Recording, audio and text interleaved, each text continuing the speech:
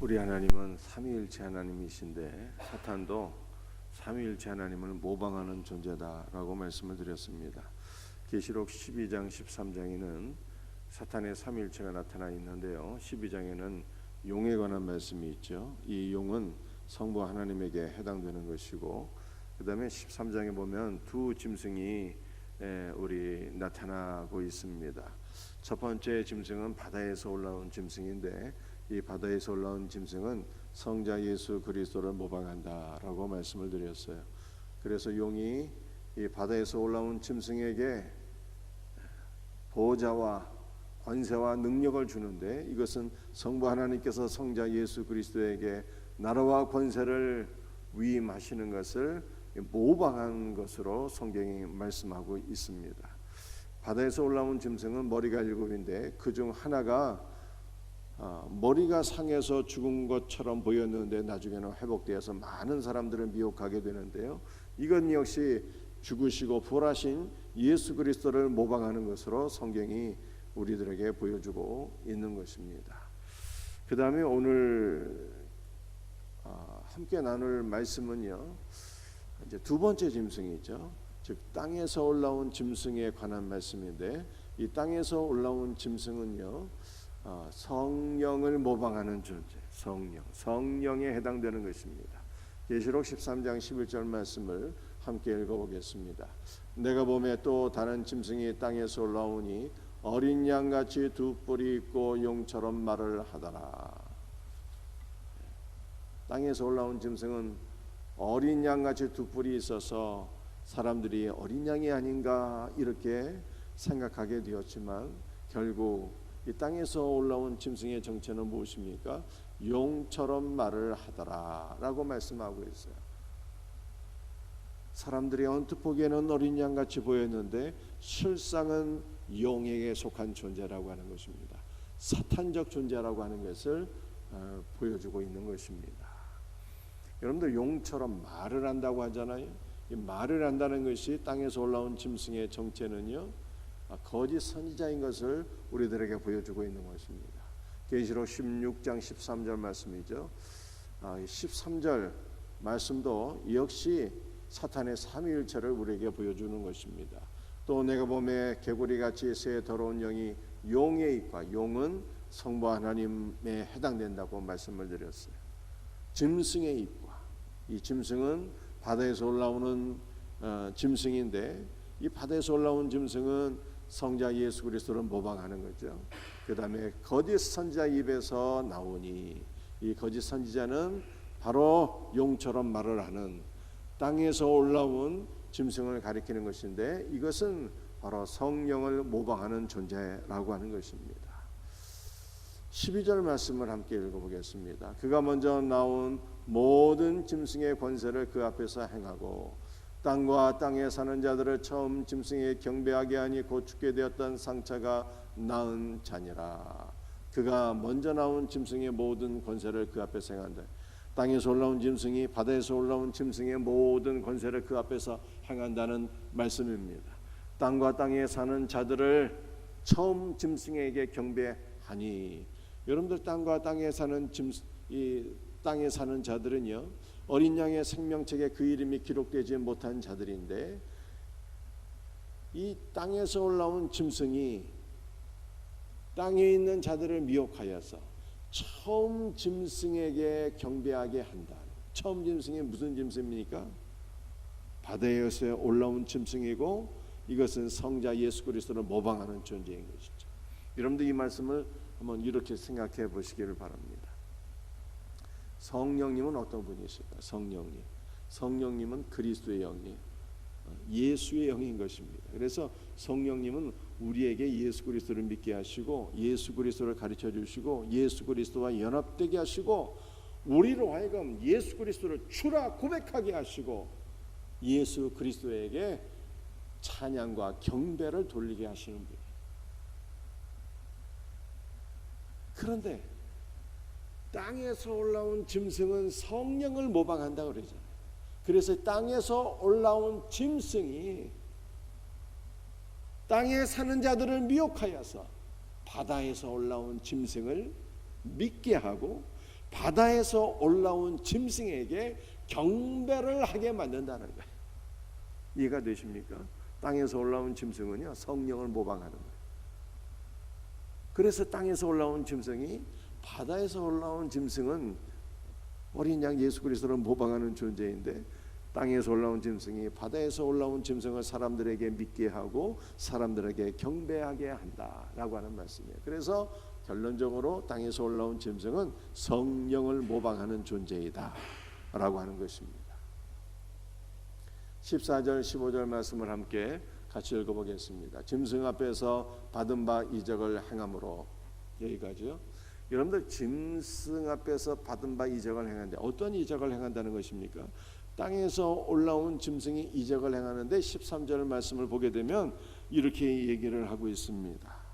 큰 이적을 행하되 심지어 사람들 앞에서 불이 하늘로부터 땅에 내려오게 하고. 땅에서 올라온 짐승이 이적을 행한다는 것은요, 하나님의 능력을 모방해서 불이 하늘에서 떨어지게 함으로 땅에 사는 자들을 미혹한다는 거예요. 여러분들, 구약 성경을 보게 되면 엘리야가 갈멜산에 올라가서 기도할 때 불이 하늘에서 땅으로 떨어졌어요. 그래서 모든 재물을 불살라서 이 놀라운 역사로 말미암아 이스라엘 백성들이 참 믿음을 갖게 되었어요. 참 믿음. 오직 하나님만이 유일하신 하나님이시로구나 하는 참 믿음을 갖게 되었다고 성경에 말씀하고 있죠. 그런데 이러한 능력을 땅에서 올라온 짐승이 행함으로 땅에 있는 많은 자들을 미혹한다는 거예요. 하나님의 능력을 모방한다는 것입니다. 자, 다시 한번 읽어보겠습니다. 짐승 앞에서 받은 바 이적을 행함으로 땅에 거하는 자들을 미혹하여 땅에 거하는 자들에게 이르기를 칼에 상하였다가 살아난 짐승을 위하여 우상을 만들라 하더라. 땅에 사는 자들을 미혹하여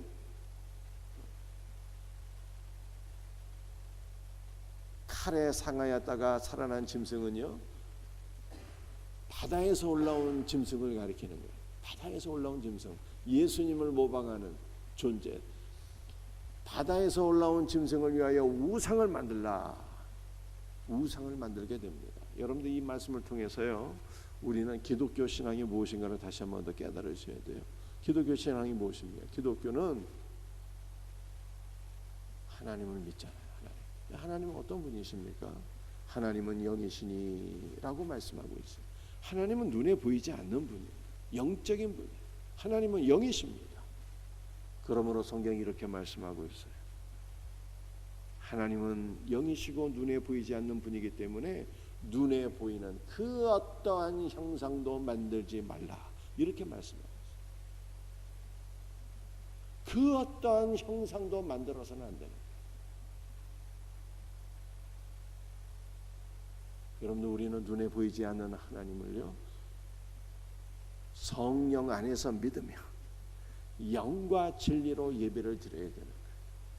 눈에 보이지 아니하는 하나님, 영이신 하나님을 성령 안에서 믿으며 영과 진리로 예배를 드리는 것입니다.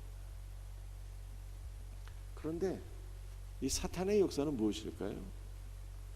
사탄의 역사는요, 눈에 보이는 형상을 만드는 거예요. 우상을 만드는 거예요. 우상을 만들어서 우상에게 경배하는 것이 바로 사탄 종교다라고 하는 것을 말씀하고 있는 것입니다. 사탄이 역사하게 되면 조상신을 섬기고 눈에 보이는 형상을 만들어 숭배하고, 옆 동네 천주교도 이런 일들을 하잖아요. 눈에 보이는 것을 섬기면 안 되는 거예요. 그 다음 말씀을 보니까 뭐라고 말씀하고 있습니까? 그가 권세를 받아서, 땅에 올라온 짐승이 권세를 받아 그 짐승의 우상에게 생기를 주어, 우상에게 생기를 준다는 것도요, 역시 하나님의 능력을 모방하는 것입니다. 불이 하늘에서 떨어지게 되는 것도 하나님의 능력을 모방하는 것이요, 짐승의 우상에게 생기를 주는 것도 하나님의 능력을 모방하는 것이요. 여러분들, 하나님께서 사람을 만드실 때 어떻게 만드셨어요? 흙으로 빚으시고 코에다가 생기를 불어넣으니 사람이 생명이 된지라 라고 성경이 말씀하고 있습니다.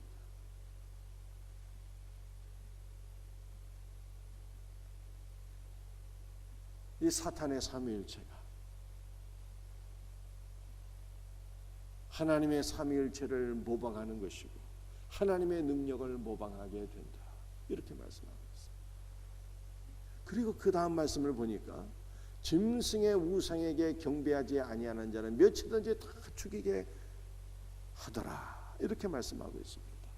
짐승의 우상에게 경배를 아니하는 자들은요 다 죽임을 받는다는 거예요. 여러분들 짐승의 우상에게 경배를 하지 않는 자가 누구일까요? 어린 양의 생명책에 그 이름이 기록된 성도들은요 짐승의 우상에게 경배를 하지 않게 되는데, 그런데 다 죽임을 당하게 된다, 이렇게 말씀하고 있어요. 그래서 여러분들 천년왕국 이후에는 7년 대박해가 있게 되는데요, 처음 전 3년 반은 비교적 온건한 박해의 기간이고, 그런데 후 3년 반은 강력한 박해 기간이라는 거예요. 거짓 선지자가 미혹하는 기간이요, 땅에서 올라온 짐승이 역사는 하는데 이 땅에서 올라온 짐승이 우상을 만들고 우상에게 생기를 주고 우상이 말을 하게 하고 많은 사람들이 미혹을 당해서 우상에게 경배를 드리게 되는데, 그런데 경배하지 아니하는 자는 다 죽게 되는 강력한 박해의 기간이라고 성경이 말씀하고 있는 것입니다.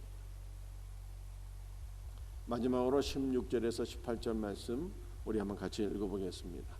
그가 모든 자 곧 작은 자나 큰 자나 부자나 가난한 자나 자유인이나 종들에게 그 어른 손에나 이마에 표를 받게 하고 누구든지 이 표를 가진 자 외에는 매매를 못하게 하니 이 표는 그 짐승의 이름이나 그 이름의 수라. 지혜가 여기 있으니 총명한 자는 그 짐승의 수를 세어보라. 그것은 사람의 수니 그의 수는 666이니라. 여러분들 사탄의 삼일체가 하나님의 삼일체를 모방한다고 말씀을 드렸습니다. 불이 하늘에서 떨어지게 하고요, 하나님의 능력을 흉내내는 것이죠. 또 짐승의 우상을 만들어서 생기를 주어서 말을 하게 하고, 그리고 또 무엇을 모방할까요? 여러분들 계시록 이 에베소서 말씀을 보게 되면 우리가 성령의 역사로 예수 그리스도를 믿게 될 때 성령께서 우리에게 인을 쳐주신다는 거예요. 성령의 인침이 있는 거예요. 이는 내 사랑하는 아들이요 딸이다 라고 하는, 이는 내 사랑하는 백성이요 라고 하는, 이는 나의 것이니 아무도 손대지 말지어다 라고 하는 하나님의 인침이 있다는 거예요. 그래서 성령의 인을 받은 자는요 하나님의 소유된 백성이요 하나님의 사랑하는 자녀들이기 때문에 악한 마귀가 건들지도 못하는 것이죠. 하나님의 보호하심이 있는 거예요. 그런데 사탄의 삼위일체도요 하나님의 인침을 모방하는 것이죠. 그래서 짐승의 우상에게 경배하지 아니하는 자들은 죽임을 당하게 되고, 짐승의 우상에게 미혹을 당하고 경배하는 자들은 인침을 받게 되는데, 오른손에나 이마에 인침을 받게 돼, 표를 받게 돼. 사탄의 인침이 있다는 거예요. 누구든지 이 표를 가진 자 외에는 매매를 못하게 하니. 여러분들 종말에는 7년 대박해 기간, 특별히 후 3년 만은 강력한 박해 기간이라고 설명을 드렸습니다. 어떠한 박해가 있을까요? 거짓 선지자가 미혹을 합니다. 강력한 미혹의 기간이죠. 짐승의 우상에게 경배를 하지 않는 자는 죽임을 당하게 된다고 말씀하고 있습니다. 그리고 경제적인 어려움도 심히 가중될 것을 말씀하고 있어요. 짐승의 표를 받지 아니하는 자, 매매를 못하게 된다고 말씀하고 있죠. 많은 경제적인 어려움이 있게 될 것을 우리들에게 보여주고 있는 것입니다. 이 표는 짐승의 이름이니 그 이름의 수라. 지혜가 여기 있으니 총명한 자는 그 짐승의 수를 세어보라. 그것은 사람의 수니 그의 수는 666이니라 라고 말씀하고 있습니다.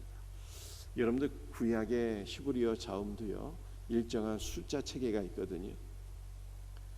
그런데 이 헬라어도 보게 되면 신약 성경은 헬라어로 기록되어 있는데 헬라어도 자음이요 일정한 숫자 체계를 갖고 있어요.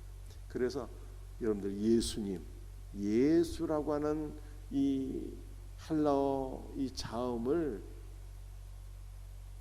하나하나 이렇게 보게 되면 이 자음이 가리키는 숫자를 모아 보게 되면요 888입니다.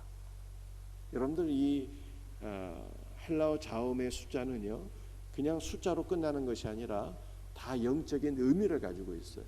그래서 8이라고 하는 이 숫자의 영적 의미는요 부활인 것입니다. 부활이에요. 부활입니다. 8이 3개가 있네요. 3개. 888. 그래서 3이라고 하는 것은 하나님의 숫자잖아요. 삼위일체 아닙니까? 하나님의 숫자예요. 그리고 3은 또한 하늘의 숫자이기도 합니다. 그래서 예수 그리스도는 하늘 생명이 되시고 부활 생명이 되시는 분인 것을 우리들에게 보여주고 있는 것입니다. 그런데 짐승에게 경배하는 자는 짐승의 표를 받게 되는데 짐승의 수는요 적그리스도의 수이고 사탄의 수이기도 한데 이 사탄의 수는 무엇입니까? 666이라는 것입니다. 666이에요. 그런데 성경에서 이 숫자 굉장히 중요한 측면이 있죠. 8은 부활을, 6은 무엇입니까? 6은 세상을 가리키는 것이고 죄를 가리키는 것이에요. 6이 3개 있으니 세상이 충만하고 죄가 충만한 것입니다.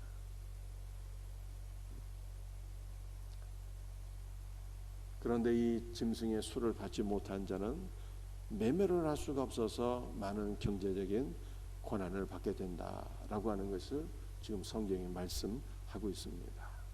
그러나 그럴지라도 우리는 두려워할 것이 없어요. 왜냐하면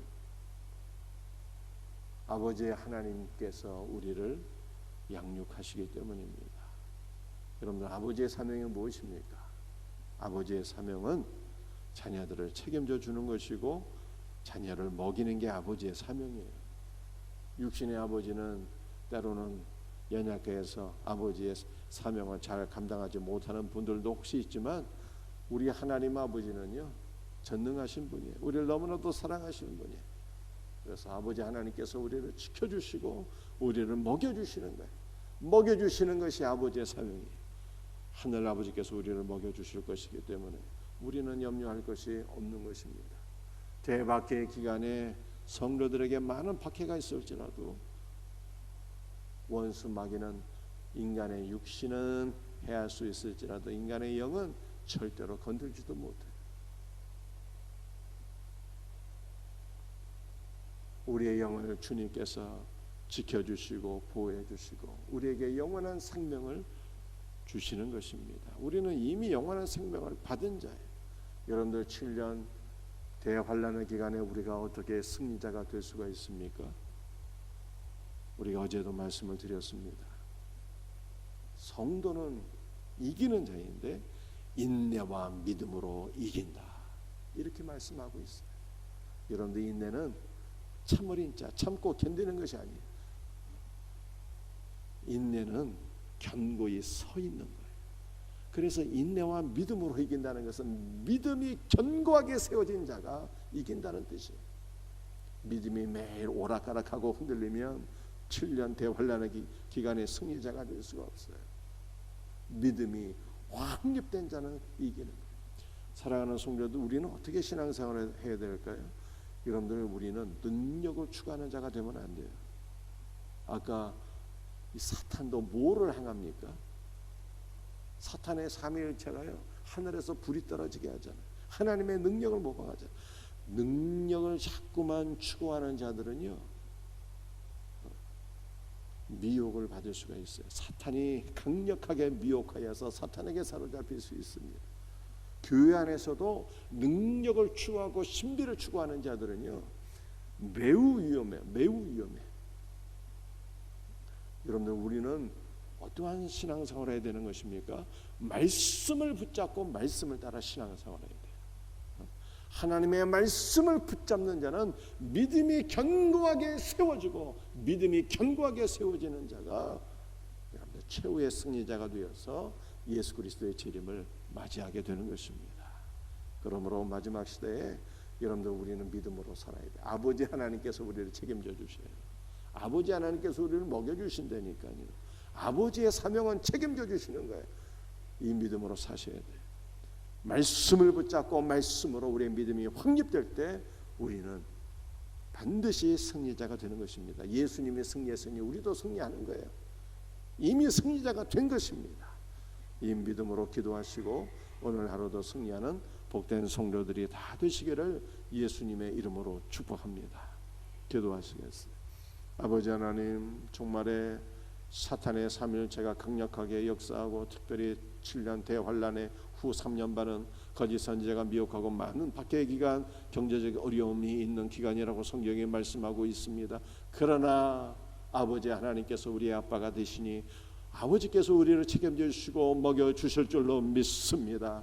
주여, 우리 가운데 능력을 추구하다가 미혹당하는 자가 한 명도 없게 하시고 하나님의 말씀, 생명의 말씀을 붙잡고 신앙생활하여 우리의 믿음이 그리스도 예수 안에서 견고하게 확립되게 하여 주옵시고, 그러므로 우리 모두가 최후의 승리자가 되어서 예수 그리스도의 재림을 예비할 수 있는, 주님의 재림을 맞이할 수 있는 복된 은혜가 우리 모두에게 있게 하여 주시옵소서. 주 예수의 오늘도 주의 벌로 우리를 덮어주시고 그리스도의 영으로 우리를 충만하게 하여 주옵소서. 주여, 명절을 맞이하게 되었습니다. 우리 사랑하는 성도들 오가는 길을 지켜주시고 가정에 그리스도의 평안을 허락하여 주옵시며, 주여, 복된 주일을 사모하고 신령과 진정으로 예배드리게 하여 주옵소서. 예수님의 이름으로 감사하며 기도드립니다.